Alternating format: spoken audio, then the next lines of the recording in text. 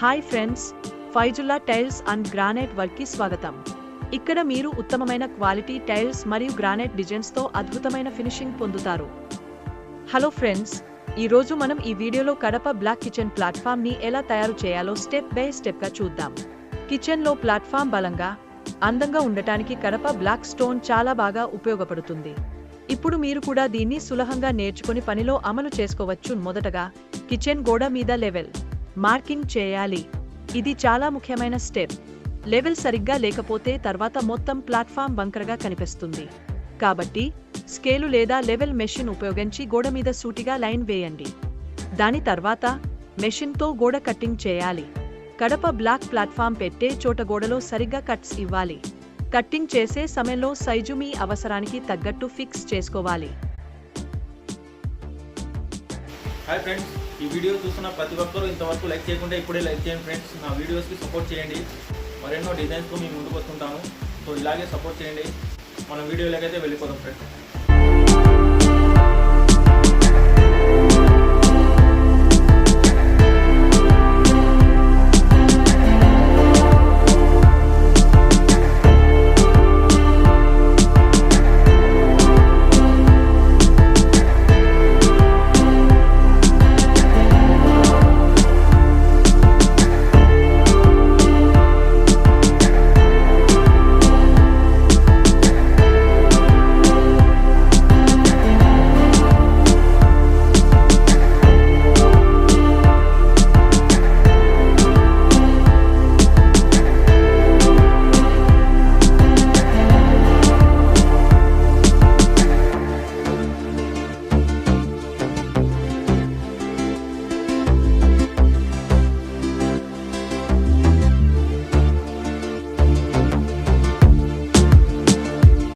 సాధారణంగా 2 అడుగుల వెడల్పు, పొడవు మాత్రం కిచెన్ సైజ్ ఆధారంగా ఉంటుంది. కట్టింగ్ సరిగ్గా చేసిన తర్వాత రాయి బాగా ఫిట్ అవుతుంది. ఇప్పుడు కడప బ్లాక్ స్లామ్స్ ని ఫిట్ చేయడం మొదలు పెట్టాలి. ఒక్కొక్క బ్లాక్ ని జాగ్రత్తగా ఎత్తి గోడలో చేసిన కట్స్ లో సరిగ్గా అమర్చాలి. రాయి బరువు ఎక్కువగా ఉంటుంది కాబట్టి కనీసం 2 కలిసి జాగ్రత్తగా ఫిక్స్ చేయాలి. జాయింట్స్ సరిగా దగ్గరగా రావడానికి కొద్దిగా గట్టి చేయాలి.